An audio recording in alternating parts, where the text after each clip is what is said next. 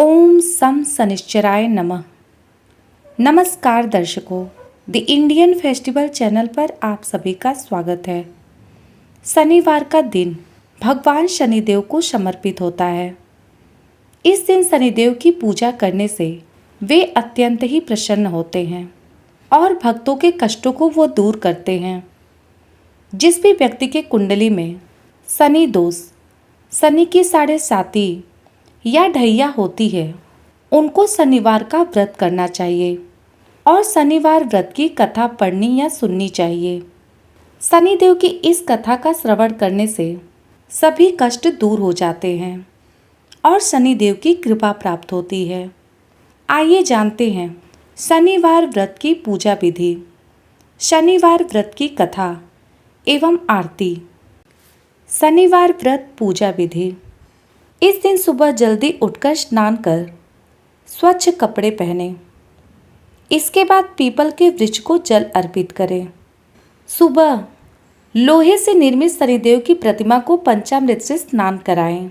इसके बाद शनिदेव की मूर्ति को चावलों से बनाए गए 24 दल के कमल पर स्थापित कर दें। फिर काले तिल, फूल, धूप, तेल, काले वस्त्र आदि से शनिदेव की पूजा करें। पूजा के बाद शनिदेव के 10 नामों का स्मरण करें। शनि मंत्रों का जाप करें। शनिदेव की पूजा करने के बाद शनिवार व्रत की कथा का श्रवण करें। शनिवार व्रत की कथा। एक समय सूर्य, चंद्रमा, मंगल, बुध, बृहस्पति, शुक्र, शनि, राहु और केतु, इन ग्रहों में आपस में झगड़ा हो गया कि हम में से सबसे बड़ा कौन है। सब अपने आप को बड़ा कहते थे। जब आपस में कोई भी निश्चय न हो सका तो सब के सब आपस में झगड़ते हुए इंद्र के पास गए और कहने लगे कि आप सभी देवताओं के राजा हो, इसलिए आप हमारा न्याय करके बतलाओ कि हम 9 ग्रहों में से सबसे बड़ा कौन है। राजा इंद्र इनका यह प्रश्न सुनकर घबरा गए और कहने लगे, मुझ में यह सामर्थ्य नहीं है कि मैं किसी को बड़ा या छोटा बतलाऊं। मैं अपने मुख से कुछ भी नहीं कह सकता, परंतु एक उपाय हो सकता है। इस समय पृथ्वी पर राजा विक्रमादित्य दूसरों के दुखों को दूर करने वाले हैं, इसलिए तुम सब मिलकर उन्हीं के पास जाओ, वही तुम्हारे प्रश्न का उत्तर देंगे। ऐसे वचन सुनकर सभी ग्रह देवता चलकर भूलोक में राजा विक्रमादित्य की सभा में जाकर उपस्थित हुए और अपना प्रश्न राजा के सामने रखा। राजा उनकी बात सुनकर बड़ी चिंता में पड़ गए कि मैं अपने मुख से किसको बड़ा और किसको छोटा बतलाऊं। जिसको भी छोटा बतलाऊंगा वही क्रोध करेगा। परंतु उनका झगड़ा निपटाने के लिए राजा ने एक उपाय सोचा कि सोना, चांदी, कांसा, पीतल, शीशा, रांगा, जस्ता, अभ्रक, लोहा आदि 9 धातुओं के 9 आसन बनाएं और सब आसनों को क्रम से, जैसे सोना सबसे पहले और लोहा सबसे पीछे बिछाए गए।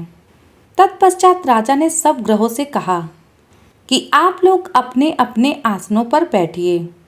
जिसका आसन सबसे आगे होगा वह सबसे बड़ा और जिसका आसन सबसे पीछे होगा उसे सबसे छोटा जानिए। चूँकि लोहा सबसे पीछे था और शनिदेव का आसन था, इसलिए शनिदेव ने समझ लिया कि राजा विक्रमादित्य ने मुझको सबसे छोटा बना दिया है। इस पर शनिदेव को बड़ा ही क्रोध आया और कहा कि राजा, तू मेरे पराक्रम को नहीं जानता। सूर्य एक राशि पर 1 महीना, चंद्रमा 2.25 दिन, मंगल 1.5 महीना, बृहस्पति 13 महीने, बुध और शुक्र 1 महीने, राहु और केतु दोनों उल्टे चलते हुए केवल 18 महीने एक राशि पर रहते हैं। परंतु मैं एक राशि पर 30 महीने तक रहता हूँ। बड़े बड़े देवताओं को भी मैंने भीषण दुख दिया है। हे राजन, सुनो, रामचंद्र जी की 7.5 आई तो उन्हें वनवास हो गया और रावण पर आई तो राम और लक्ष्मण ने सेना लेकर लंका पर चढ़ाई कर दी। रावण के कुल का नाश कर दिया। हे राजा, तू अब सावधान रहना। राजा कहने लगा, जो कुछ भाग्य में होगा देखा जाएगा। उसके बाद अन्य ग्रह तो प्रसन्नतापूर्वक चले गए, परंतु शनिदेव बड़े ही क्रोध के साथ वहां से सिधारे। कुछ काल बीतने पर जब राजा की 7.5 की दशा आई तो शनिदेव घोड़ों के सौदागर बनकर अनेक सुंदर घोड़ों के साथ राजा की राजधानी में आए। जब राजा ने सौदागर के आने की खबर सुनी तो अपने अश्वपाल को अच्छे अच्छे घोड़े खरीदने की आज्ञा दी। अश्वपाल ऐसे अच्छे नस्ल के घोड़ों को देखकर और उनके मूल्य को सुनकर चकित हो गया और तुरंत ही राजा को सूचना दी। राजा उनमें से एक अच्छा सा घोड़ा चुनकर उस पर सवारी के लिए चढ़ा। राजा के घोड़े की पीठ पर चढ़ते ही घोड़ा जोर से भागा और बहुत दूर एक बड़े जंगल में जाकर राजा को छोड़कर अंतर्ध्यान हो गया। उसके बाद राजा अकेला जंगल में भटकता फिरता रहा। बहुत देर बाद राजा ने भूख और प्यास से दुखी होकर भटकते भटकते एक ग्वाले को देखा। ग्वाले ने राजा को प्यास से व्याकुल देखकर उन्हें पानी पिलाया। राजा की उंगली में एक अंगूठी थी। उसने उसे निकालकर प्रसन्नता के साथ ग्वाले को दे दी और शहर की ओर चल दिया। राजा शहर में पहुंचकर एक सेठ की दुकान पर जा बैठ गया और अपने आप को उज्जैन का रहने वाला तथा अपना नाम बीका बतलाया। सेठ उसको एक कुलीन मनुष्य समझकर जलपान कराया। संयोग से उस दिन उसकी दुकान पर बिक्री बहुत अधिक हो गई। तब सेठ उसको भाग्यवान पुरुष समझकर भोजन कराने के लिए अपने निवास स्थान पर ले गया। भोजन करते समय राजा ने एक आश्चर्य की बात देखी कि खूंटी पर हार लटक रहा है और वह खूंटी उस हार को निगल रहा है। भोजन के पश्चात घर आने पर जब सेठ को घर में हार नहीं मिला तो सब ने यही निश्चय किया कि सिवाय उस व्यक्ति के और कोई घर में नहीं आया, अतः अवश्य ही उसी व्यक्ति ने चोरी किया है। परंतु बीका ने हार लेने से इनकार किया। इस पर 5-7 आदमी इकट्ठे होकर उसको फौजदार के पास ले आए। फौजदार ने उसको राजा के सामने उपस्थित करा दिया और कहा कि ये आदमी तो भला प्रतीत होता है, चोर नहीं मालूम होता है, परंतु सेठ का कहना है कि इसके सिवाय और कोई घर में नहीं आया था, तो अवश्य ही इसी ने चोरी किया है। ऐसा निश्चय करके तब राजा ने आज्ञा दी, इस मनुष्य के हाथ पैर कटवाकर चौरंगिया की जाए। राजा की आज्ञा का तुरंत पालन किया गया और उसके हाथ पैर काट दिए गए। इस प्रकार कुछ काल व्यतीत होने पर एक तेली उसको अपने घर ले गया और कोलू पर उसको बिठा दिया। फिर बीका उस पर बैठा हुआ अपनी जबान से बैल हाँकता रहा। अब राजा की 7.5 की दशा समाप्त हो गई थी। एक रात को वर्षा ऋतु के समय वह मल्हार राग गाने लगा, तो उसका गाना सुनकर उस नगर की राजा की कन्या उस राग पर मोहित हो गई और दासी को खबर लाने के लिए भेजा कि शहर में कौन गा रहा है। दासी सारे शहर में फिरती फिरती क्या देखती है कि तेली के घर में एक चौरंगिया गा रहा है। दासी महल में आकर राजकुमारी को सारा वृतांत सुना दिया। उसी वक्त राजकुमारी ने अपने मन में यह प्रण कर लिया कि चाहे जो कुछ भी हो, मुझे इस चौरंगिया के साथ ही विवाह करना है। प्रातःकाल होते ही जब राजकुमारी को दासी ने जगाना चाहा तो राजकुमारी अनशन व्रत लेकर पड़ी रही। तब दासी ने रानी के पास जाकर राजकुमारी के न उठने का वृतांत कहा। रानी ने तुरंत ही वहां पर आकर राजकुमारी को जगाया और उसके दुख का कारण पूछा। तो राजकुमारी ने कहा कि हे माता जी, मैंने यह प्रण कर लिया है कि तेली के घर में जो चौरंगिया है मैं उसी के साथ विवाह करूंगी। तब रानी ने कहा, पगली, यह क्या बात कर रही है? तेरा विवाह तो किसी देश के राजकुमार के साथ ही किया जाएगा। कन्या कहने लगी कि माता जी, मैं अपना प्रण कभी नहीं तोड़ूंगी। चिंतित होकर रानी ने यह बात राजा को बतला दी। राजा ने भी आकर बहुत समझाया राजकुमारी को कि मैं तुम्हारे लिए देश देशांतर में अपने दूत भेजकर सुयोग्य रूपवान एवं बड़े से बड़े गुणी राजकुमार के साथ तुम्हारा विवाह करूँगा। हे राजकुमारी, ऐसी बात तुमको कभी नहीं सोचना चाहिए।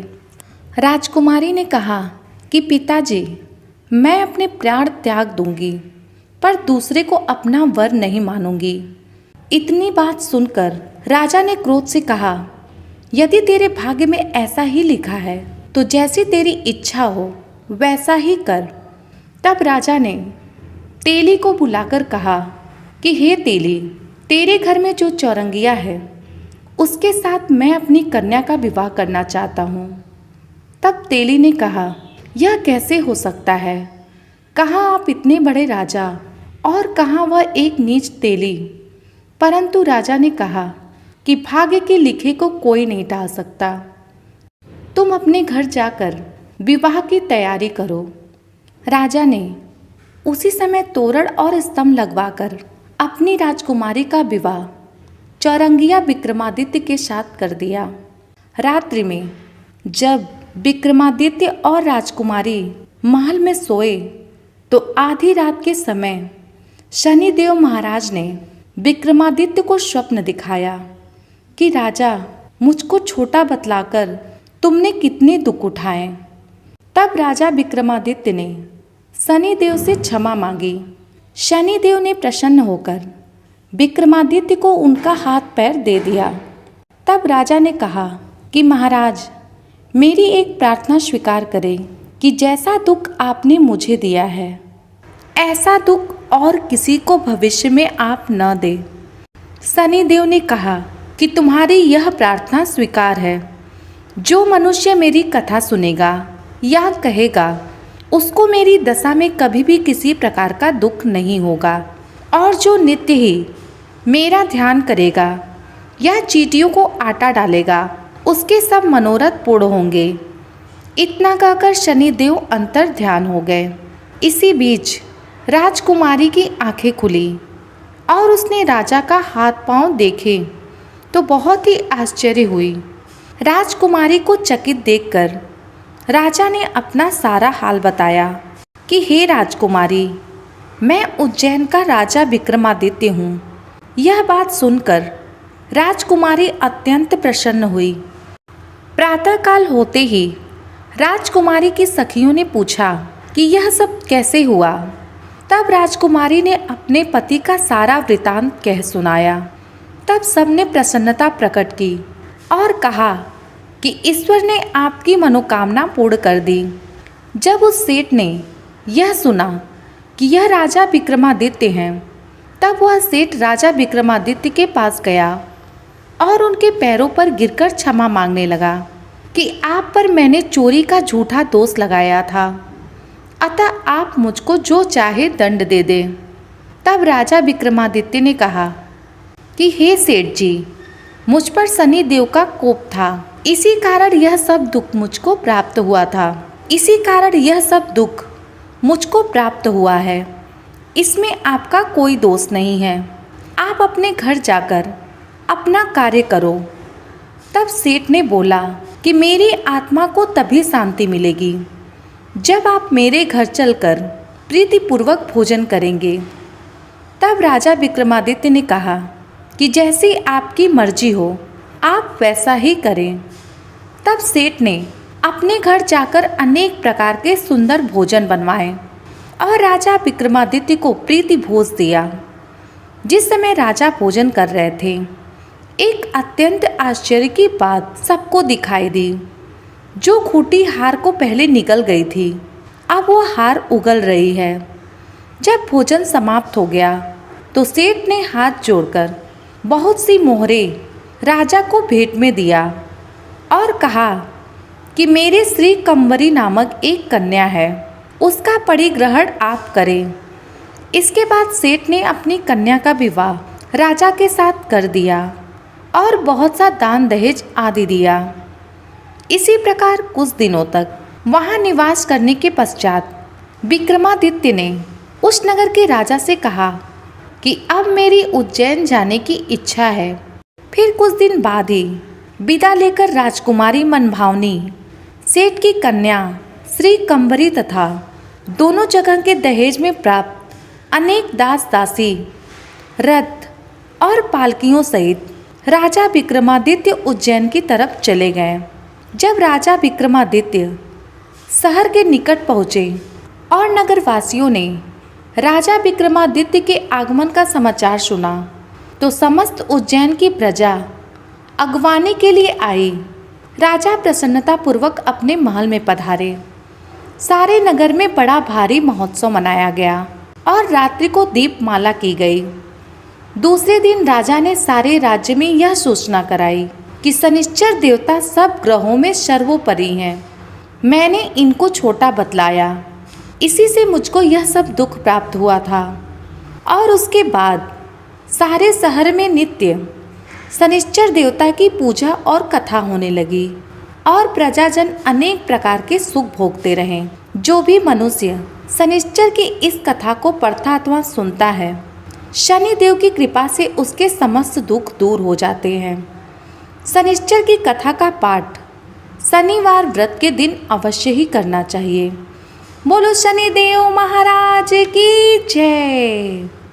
दर्शकों, अब आइए सुनते हैं शनिदेव की आरती।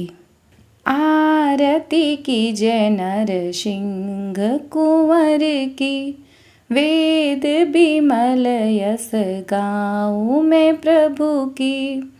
आरती की जय नरसिंह कुंवर की, वेद बिमल यस गाऊं मैं प्रभु की। पहली आरती प्रहलाद उबारे, हिरणाकुश नख उदर बिदारे।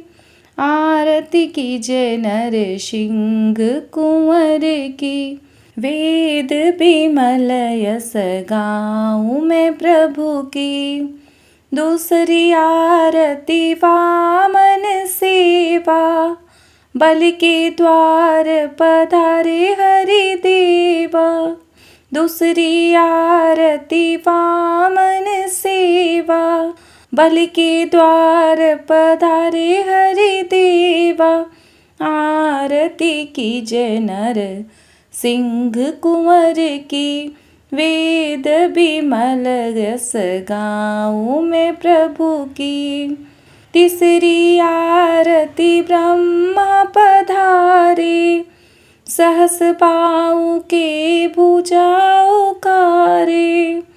तीसरी आरती ब्रह्मा पधारे, सहस बाहु के भुजा उकारे।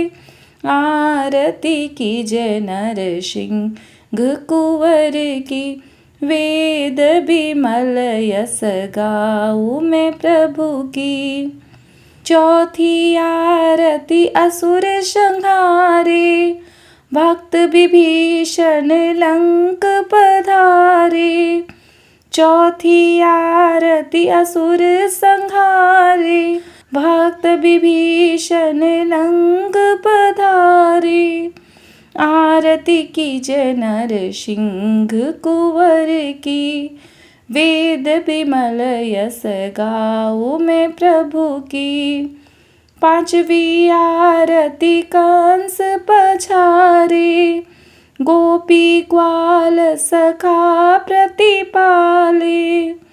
पांचवी आरती कंस पछारे, गोपी ग्वाल सखा प्रतिपाले। आरती की जय नर सिंह कुंवर की, वेद बिमल यस गाऊं मैं प्रभु की। तुलसी की पत्र कंठ मणिहारा, हरसि निरखी नित गावे दस कबीरा। आरती की जय नर सिंह कुंवर की, वेद बिमल यस गाऊं मैं प्रभु की। बोलो शनिदेव महाराज की जय। यह थी शनिवार व्रत की कथा, पूजा विधि और आरती। वीडियो पसंद आई हो तो कमेंट में ओम सम शनिश्चराय जरूर लिखें।